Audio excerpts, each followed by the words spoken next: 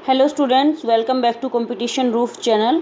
और स्टूडेंट्स, जैसा कि आप लोगों को पता ही है कि हम कृतिका अपनी जो नवी पाठ्यक्रम की जो पूरक पाठ्य पुस्तक है उसका हम पहले अध्याय का हम यहाँ पे अध्ययन कर रहे थे। मेरे संग की औरतें, मैं इससे पहले 2 वीडियो आप लोगों को अपलोड कर चुकी हूँ। विद्यार्थियों, वीडियो थोड़ा ज़्यादा इसलिए आ रही है इस पाठ पे क्योंकि ये जो पाठ है काफ़ी लंबा विस्तार से दिया गया पाठ है और मैं जो है कोई भी पाठ का कोई भी अंश मैं छोड़ना नहीं चाहती हूँ क्योंकि कहीं से भी क्वेश्चन बन सकता है और हमें केवल अपने 20 मिनट ही देने हैं, जिसमें कि हम जो है थोड़ा थोड़ा करके 3 वीडियो में आज की हमारी जो वीडियो है ये अंतिम वीडियो होगी और इसके साथ हमारा जो है ये पूरा पाठ आज कवर हो जाएगा। और साथ ही साथ मैंने प्रश्नों के उत्तर भी आप लोगों से डिस्कस किए हैं। और स्टूडेंट्स, यदि आप चाहते हैं कि हम अपनी नवी के पाठ्यक्रम से संबंधित कुछ लाइव मैं आना चाहती हूँ, यदि आप लोग भी आना चाहते हैं तो कमेंट बॉक्स में यस कीजिए और मैं आप लोगों को संडे को हम लाइव होंगे तो आप लोगों के जो कुछ क्वेरीज होंगी वो मैं उठाऊंगी और कुछ जो हमने अभी तक पढ़ा है कुछ उस पर मैं डिस्कशन करूँगी। आप लोग जो है लाइव चैट कर पाएंगे। लाइव चैट के माध्यम से आप अपने आंसर मेरे पास ये क्वेश्चंस भेज सकते हैं। यदि आप अटेंड करना चाहते हैं लाइव सेशन यूट्यूब पर तो आप मुझे कमेंट बॉक्स में यस लिख कर भेजिए, तो तब मैं सोचूंगी क्योंकि कम से कम अपने पास 30 स्टूडेंट होने चाहिए लाइव के लिए। आफ्टर दैट ही हम लोग इस सेशन को संपूर्ण कर पाएंगे। तो चलिए, कल हमने जो पाठ को पढ़ा था, हमने जो है ये जो पाठ है मेरे संग की औरतें, आप लोगों को पता ही है कि मृदुला गर्ग द्वारा लिखा गया ये आत्म कथात्मक शैली में लिखा गया पाठ है। इसमें उन्होंने सबसे पहले अपनी नानी का, फिर उन्होंने अपनी माता जी का और फिर हमने कल उनकी परदादी जी का यहाँ पे चरित्र चित्रण के बारे में हमने पढ़ा था कि वो किस प्रकार की यहाँ पे किस प्रकार की औरतें हैं।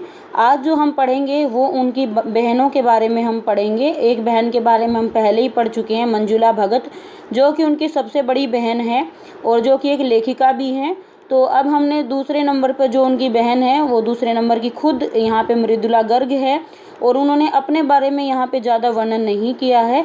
अब उनकी हमारी तीसरी जो बहन है चित्रा, जो कि लेखिका नहीं है, उसके बारे में वो बताएंगी और बाद में उनकी फोर्थ बहन, चौथे नंबर की बहन और होती है और उन्होंने यहाँ पर अपने भाई राजीव के बारे में भी थोड़ा सा बताया है कि चित्रा यहाँ पे किस प्रकार के स्वभाव की औरत थी। चलिए पढ़ते हैं। हम 4 लिखते थे और तमाम खानदान हमें पढ़ता था, मेरी ससुराल में मुझे कोई नहीं पढ़ता। इस तथ्य को हजम करने में मुझे काफ़ी वक्त लगा, फिर उसके फ़ायदे भी नज़र आए। यहाँ पे लेखिका बता रही हैं कि जब मेरी लिखी हुई किताबों को मेरे ससुराल वाले नहीं पढ़ते थे तो मुझे बहुत ही बुरा लगता था, लेकिन इसके उनको कुछ फ़ायदे भी हुए जो कि उनको बहुत ही लिखने समय के साथ साथ पता चले। कम से कम घर के भीतर तो मुझे हिंदी आलोचना बुद्धि से 2-4 नहीं होना पड़ता था। 2-4 होना यहाँ पे क्या है, एक मुहावरा है, मतलब कि 2-4 होना कि किसी की आलोचनाओं को सहन ना करना या किसी की आलोचना का शिकार ना होना, तो इसको आपको ध्यान रखना है। खैर, मैं अपनी नहीं उन अदेवियों की बात कहना चाहती हूँ जो परदादी की मन्नत के नतीजन धरती पर आई और लेखक नहीं बनी। जो बने उन्हें सांस की ज़रूरत कुछ ज़्यादा से ज़्यादा हो समझ में आता है। जैसे मेरे पिताजी ने एक बार मंजुल से कहा था, कोई दम नहीं घुटता, सांस लेने की ज़रूरत ही ज़्यादा है। पर यहाँ तो हम शेर तो गैर लेखिका बहनें सवा शेर हैं।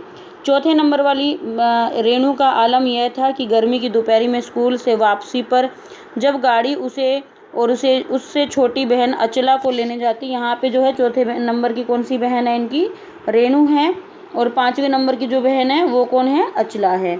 तो यहाँ पे अभी जो है रेणु के बारे में बात हो रही है कि जो चौथे नंबर की उनकी बहन थी, उनको जब दोपहर में गाड़ी उनको लेने के लिए जाती थी तो वो गाड़ी में बैठती नहीं थी। यहाँ से मैं उनका पूरा सार बता देती हूँ आप लोगों का, बल्कि वो पैदल ही घर पर चलकर आती थी। मतलब वो अपने मिजाज की थोड़ी सी लड़की थी।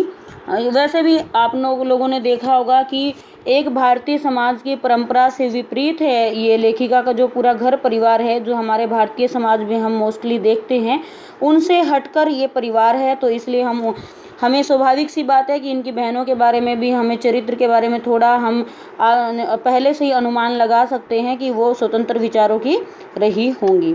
उसका कहना था कि यूँ थोड़ा सा रास्ता गाड़ी में बैठकर तय करना सामंत शासी का प्रतीक प्रतीक था जो शायद था, पर साथ ही पिता के अतिरिक्त लाड़ का भी और रसोइये को खाना खिलाकर जल्दी फारिग करने की लाचारी का भी।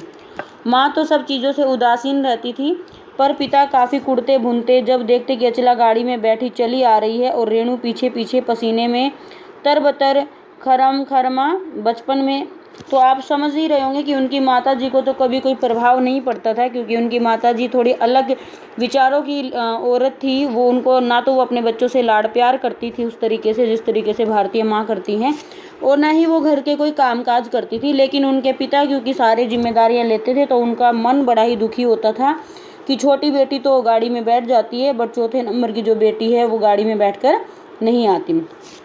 अब आगे उन्हीं की घटना का एक वर्णन है यहाँ पे। बचपन में एक बार चुनौती दिए जाने पर उसने जनरल थिमैया को पत्र लिखकर उनका चित्र मंगवा लिया था, जो एक मोटरसाइकिल सवार जवान आकर उसके हाथ में दे गया था। पड़ोस में उसका रुतबा काफ़ी बढ़ गया था। गाड़ी में बैठने के साथ उसे इम्तिहान देने से भी परहेज था। स्कूल में जैसे तैसे पास कर लिया, पर जब बीए का इम्तिहान देने की बारी आई तो वह अड़ गई। कहने का अर्थ क्या है कि जो इनकी चौथे नंबर की बहन थी उनको पढ़ाई लिखाई में ज़्यादा शौक़ नहीं था, और 12वीं उन्होंने जैसे तैसे पास कर ली, लेकिन ग्रेजुएशन जब वो पास करने की बारी आई तो उसने इम्तिहान देने से मना कर दिया था, और अपने पिता के साथ उन्होंने काफ़ी जिद लगा ली थी। लेकिन उनके पिता भी काफ़ी जिद वाले थे। उन्होंने फिर उनके पिता ने मजबूरन कहा था कि उन्होंने कहा कि पहले मुझे समझाओ कि बीए करना क्यों ज़रूरी है, तब मैं इम्तिहान दूंगी। अगर मुझे यकीन आ गया कि हाँ कोई फ़ायदा है, वरना नहीं। हमने तरह तरह के तर्क दिए। माँ ने कहा कि पिताजी से पूछो। पिताजी ने कहा नौकरी कर पाओगी, शादी कर पाओगी, लोग इज्जत से देखेंगे, वगैरह वगैरह। कोई तर्क उसको विश्वसनीय नहीं लगा, न रेणु को न खुद उन्हें। आखिर उन्हें उसे कुतर्क का सहारा लिया जो युगों से माँ बाप के काम आता रहा है। माँ बाप के आप लोगों ने भी देखा होगा कि माँ बाप जो हैं, जब बच्चा नहीं मानता है तो क्या करते हैं माँ बाप, फिर इमोशनल ब्लैकमेल करते हैं। इमोशनल ब्लैकमेल किस प्रकार से करते हैं कि मैं कह रहा हूँ इसलिए तुम्हें ये काम करना पड़ेगा। तो अपने माता या पिता की इतनी सी बात नहीं मानोगे, तो आखिर में लेखिका के पिता को ये बात बोलनी पड़ी उनकी रेणु जो उनकी लड़की थी उसको, कि मैं कह रहा हूँ इसलिए तुम्हें बीए करना होगा, और इस तरीके से उन्होंने अपना बीए पास किया। चलिए अब हम बात कर लेते हैं उनकी तीसरी बहन। तीसरे नंबर पर चित्रा है। वह कॉलेज पढ़ने तो जाती थी, पर खुद पढ़ने से ज़्यादा दिलचस्पी औरों को पढ़ाने में रखती थी, इसलिए इम्तिहान में उसके अंक कम और उसके शार्गिदगों, ये शार्गिदगों एक शब्द आया है यहाँ पे, मतलब उसके सहपाठी जो उसके साथ में पढ़ने वाले थे, उनके अंक क्या थे, ज़्यादा आते थे। पर अपने यहाँ सब चलता था। उसकी शादी का वक्त आया तो उसने एक नज़र में लड़का पसंद करके ऐलान कर दिया कि शादी करेगी तो उसी से।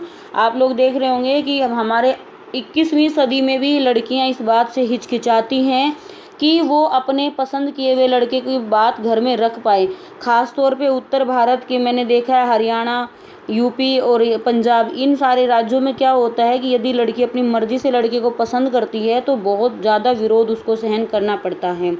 महाराष्ट्र का तो अभी मैं नहीं कल्चर समझ पाई हूँ किस प्रकार का है, लेकिन यहाँ पर जो है इनके लेखिका के घर का जो माहौल है वो बिल्कुल ही अलग था। उनकी तीसरी बहन चित्रा ने जैसे खुद ही लड़का पसंद कर लिया तो घर वालों को भी कोई समस्या नहीं आई, और उसने ऐलान भी कर दिया कि वो शादी उसी से करेगी। मुश्किल यह था कि हमारे माँ बाप ही नहीं, खुद लड़का भी उसके निर्णय से वाकिफ़ नहीं था। उस लड़के को पता तक भी नहीं था, फिर भी उस लड़की ने अपने घर पे ऐलान कर दिया कि वो उससे शादी करेगी। हालांकि मैं ऐसा मानती हूँ कि इतनी जल्दी भी नहीं करनी चाहिए कि लड़के को नहीं पता होता, ये उनका एक यहाँ पे नकारात्मक पक्ष भी है। चलिए अब हम बात कर लेते हैं फिर उन्होंने क्या होता है। उसने कहा मैंने पहली मुलाकात में उसे बतला दिया था कि मैं जो सोच लेती हूँ होकर रहता है, तो उससे बात आगे खींची ही नहीं, पहली मुलाकात में ही हथियार डाले। तो लड़का भी यहाँ पे क्या हो जाता है, बिल्कुल मान जाता है, और उन दोनों की आपस में क्या हो जाती है, शादी हो जाती है। हमें सबसे छोटी बहन अचला काफ़ी दिनों तक कुछ कम खिसकी मालूम पड़ती रही। पिता का कहा मानकर पहले अर्थशास्त्र किया, फिर पत्रकारिता में दाखिला लिया, ढंग से पढ़ाई की, पास हुई, फिर पिता की पसंद से शादी भी कर ली, पर उसके आगे लिख पर नहीं चल पाई। घर बार में मन ज़्यादा नहीं लगा, और मंजुल और मेरी तरह उम्र के 30 बरस पार करते ही लिखने का रोग लगा लिया। मतलब कहने की बात क्या, लिखने का रोग लगा लेना, कि उसको भी जो है लिखने का शौक़ पैदा हो गया, और उनकी जो सबसे छोटी बहन अचला वो भी काफ़ी लिखने में आगे बढ़ गई थी। तो ये आप सभी को यहाँ पे ध्यान रखना है। थोड़ा सा पाठ ही बचा है स्टूडेंट, कर लेते हैं इसको भी, क्योंकि यहाँ से भी कुछ क्वेश्चन रह सकते हैं। चलिए एक बात हम सभी में एक सी रही, सभी बहनों में एक बात एक सी रही, वो हमें देखनी है कौन सी। घर बार को परंपरागत तरीके से हमने भले न चलाया हो, उसे तोड़ा भी नहीं, शादी एक बार की और उसे कायम रखा। क्या कह रही हैं लेखिका कि हमने जैसे भारतीय नारियां अपने घर को चलाती हैं, हमने उस परंपरागत तरीके को तो नहीं अपनाया, लेकिन हमने अपनी शादियां भी नहीं टूटने दी, और शादी जिससे हमने की एक बार उसी से हमारी कायम भी रही। चाहे तलाक के कगार पर खड़ी चली हो, पर कगार तोड़ डूबी नहीं।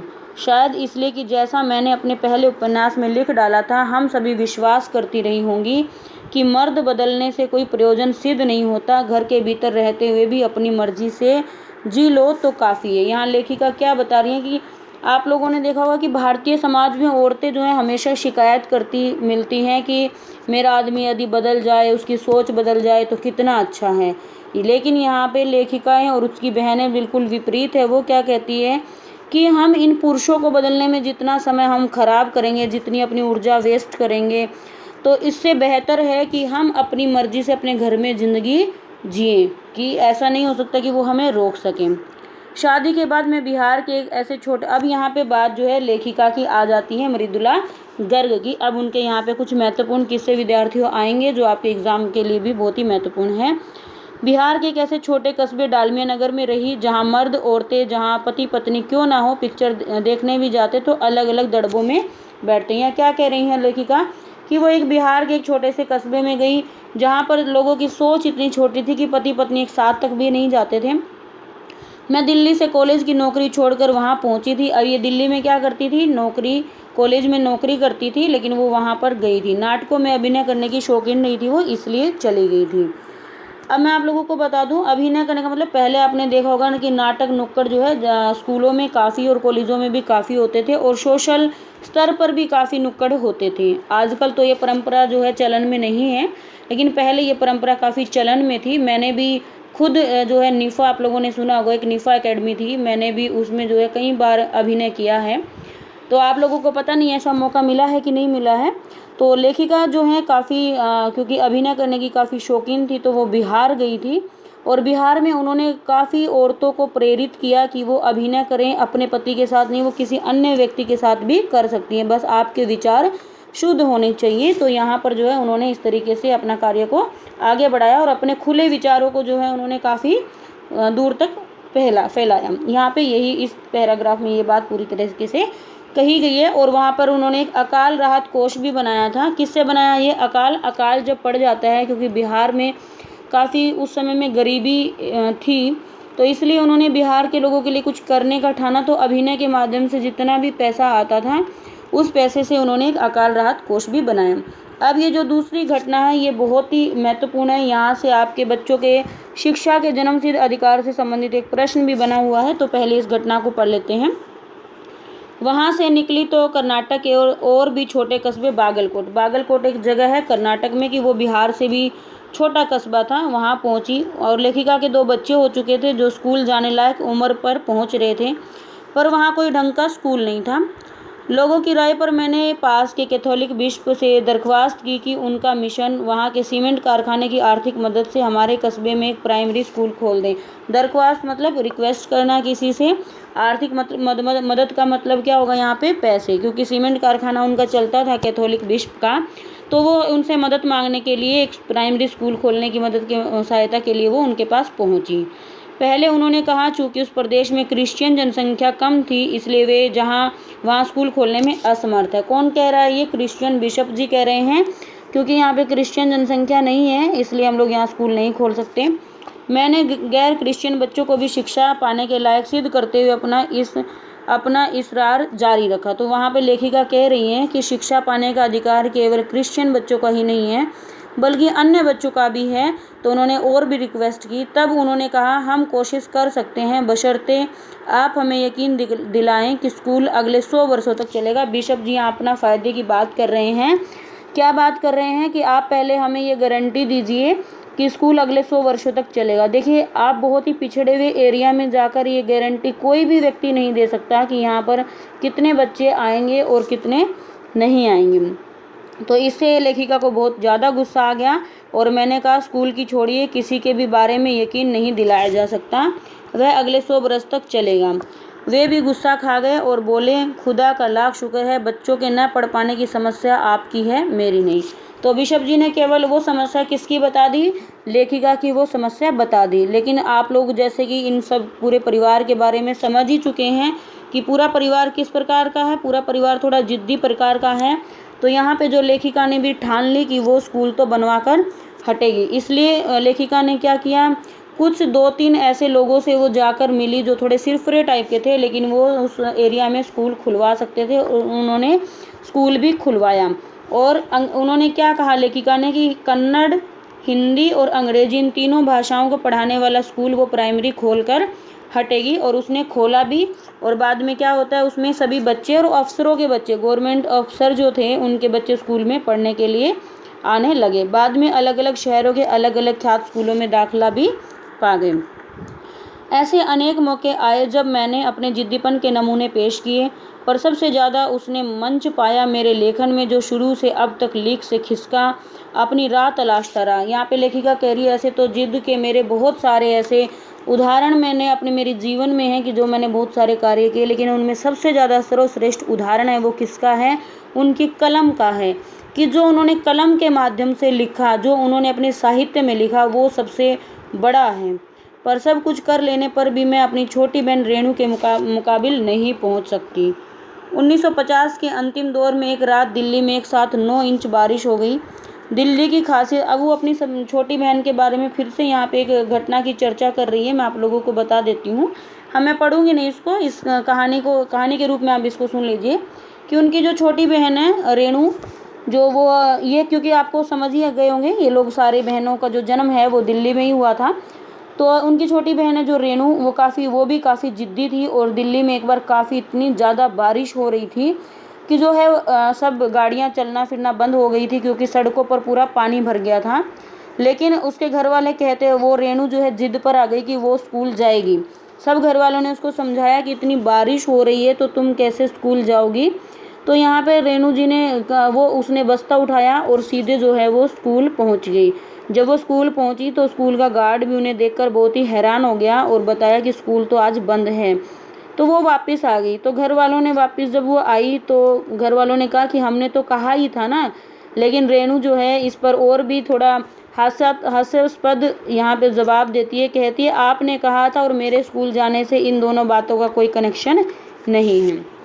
तो आप दोनों सब समझ ही गए होंगे कि किस प्रकार से इन सभी बहनों का यहाँ पे अलग से ही व्यक्तित्व रहा है, जो बिल्कुल एक भारतीय समाज की नारी से एकदम विपरीत है। आप सभी को भी समझ ही गए होंगे यहाँ पे क्या शिक्षा मिलती है पाठ से, कि सभी को अपने स्वच्छंद विचारों का स्वामी होना चाहिए, अपने विचारों को खुला रखना चाहिए। लड़का और लड़की दोनों को हीन भावना में नहीं रहना चाहिए। लड़की को इस हीन भावना में नहीं रहना चाहिए कि हम अपने माता पिता की इतनी लड़कियां हैं, हम उन पर बोझ हैं।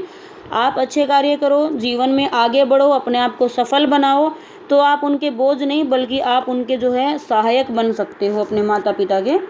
कल हमने जो है 4 नंबर प्रश्न तक कर लिए थे। अब जो है प्रश्न जो वेरी इंपॉर्टेंट है, ये 6 नंबर क्वेश्चन है। ये काफ़ी बार बोर्ड में पूछा गया है, मैं बता देती हूँ। शिक्षा बच्चों का जन्मसिद्ध अधिकार है, इस दिशा में लेखिका के प्रयासों का भी उल्लेख कीजिए। यहाँ पे हमें पहले तो ये बताना है कि जैसे ही बच्चा जन्म लेता है तो शिक्षा लेना उसका जन्मसिद्ध अधिकार होता है, तो उसको समय अनुसार शिक्षा मिलनी चाहिए। और लेखिका के हमें, क्योंकि यहाँ पे लेखिका के प्रयास पूछा है तो हमें लेखिका का प्रयास बताएंगे। तो यहाँ पे हम बताइए, आप लोग समझ जाना चाहिए अभी तक कौन सी घटना को उल्लेख करेंगे। उन्होंने शिक्षा से संबंधित ऐसी कौन सी घटना है लेखिका की, कर्नाटक के बागलकोट की जो घटना है वो यहाँ पे पूरी आप लोगों को लिखनी है कि बागलकोट में उन्होंने जो है एक प्राइमरी स्कूल खुलवाने का प्रयास किया था। वो उसके लिए जो है एक कैथोलिक बिशप के पास भी गई थी, किंतु बिशप ने जो है उन्हें मना कर दिया था। और बहुत सारी उनकी आपस में जो बहस होती है वो आप लोगों को इस प्रश्न में लिखनी है। तो आप समझ ही गए होंगे। डराने, धमकाने, उपदेश देने या दबाव डालने की जगह सहजता से किसी को भी सही राह पर लाया जा सकता है। पाठ के आधार पर तर्क सहित उत्तर दीजिए। ये जो है ये उनकी परदादी की जो एक घटना हुई थी चोर के समान, वो वाली घटना का आपको उल्लेख करना है। 7 नंबर क्वेश्चन, पाठ के आधार पर लिखिए कि जीवन में कैसे इंसानों को अधिक श्रद्धा भाव से देखा जाता है। आप लोगों को ये भी देखना है उनकी माँ को क्यों श्रद्धा भाव से देखा जाता था। हम लेखिका के माँ के स्वभाव से यहाँ जान लेते हैं कि जो इंसान पहली बात तो ईमानदार होते हैं और निष्पक्ष होते हैं, उनको हमेशा हर कोई व्यक्ति उनकी रिस्पेक्ट करना चाहता है। दूसरा, जो एक व्यक्ति की बात सुनकर दूसरे व्यक्ति के पास उसकी बात नहीं पहुंचाता है, उस व्यक्ति को भी श्रद्धा भाव से देखा जाता है। और 2 पॉइंट आप मुझे बताइए, आपने इस पाठ के आधार पर और कौन से 2 पॉइंट ऐसे सीखे हैं जो आप लोगों को पता होना चाहिए। ठीक है, चलिए लास्ट क्वेश्चन। सच अकेलेपन का मजा ही कुछ और है। इस कथन के आधार पर लेखिका के बहन एवं लेखिका के व्यक्तित्व के बारे में अपने विचार कथन कीजिए। यहाँ पे जो है उनकी बहन की, कौन सी छोटी बहन की घटना का आपको उल्लेख करना है, जब वो अकेले स्कूल में गई थी और उन्होंने उस अकेलेपन का अनुभव लिया था और आके जो है उन्होंने बताया भी था। अगर आपके पास बुक नहीं है तो आप यहाँ से उस चीज़ को पढ़ लीजिएगा, थोड़ा वीडियो को रोककर। पूरा का पूरा यहाँ पर जो है उन्होंने दिया हुआ है। ठीक है, वैसे मैं PDF को जो है डिस्क्रिप्शन बॉक्स में डाल दूंगी, आप लोग PDF भी इस पाठ की ले सकते हैं।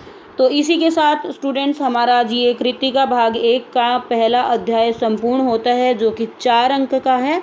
इस बुक में काफ़ी लंबे लंबे पाठ हैं और ये पाठ जो है हमारी 3 वीडियो में जाके समाप्त हुआ है। बट यदि आपने तीनों वीडियो को ध्यान से देखा है, सुना है, प्रश्नों को डिस्कशन में देखा है, कभी भी आप ये पाठ नहीं भूलेंगे। और कभी भी इन फ्यूचर प्रश्न आता है, चाहे आपके PT एग्ज़ाम में, PT1 में आए, PT2 में आए या PT3 में आए, आप कहीं पर भी क्वेश्चन गलत नहीं करेंगे, ऐसा मेरा आपसे दावा है। वीडियो यदि स्टूडेंट्स आप लोगों को अच्छी लगी है तो कृपया लाइक कर दें, वीडियो को शेयर कर दें। और जो है PDF के लिए डिस्क्रिप्शन बॉक्स से आप वीडियो का इसका PDF ले सकते हैं। और यदि आप लाइव एक बार सेशन चाहते हैं कि जिसमें हम कुछ जो अभी तक हमने पढ़ा है उस पर अगर हम डिस्कशन आप लोग करना चाहते हैं, आप लाइव चैट के माध्यम से डिस्कशन कर सकते हैं। तो आप कमेंट बॉक्स में यस लिखकर मुझे भेजिए, तब हम संडे को एक लाइव सेशन भी रख लेंगे। धन्यवाद। सभी बच्चे घर पे रहिए, सुरक्षित रहिए। आशा करती हूँ कि सभी विद्यार्थी स्वस्थ होंगे, अच्छे होंगे। कोरोना को हराना है, इंडिया को जिताना है, ये सभी ध्यान रखिएगा। जय हिंद, वंदे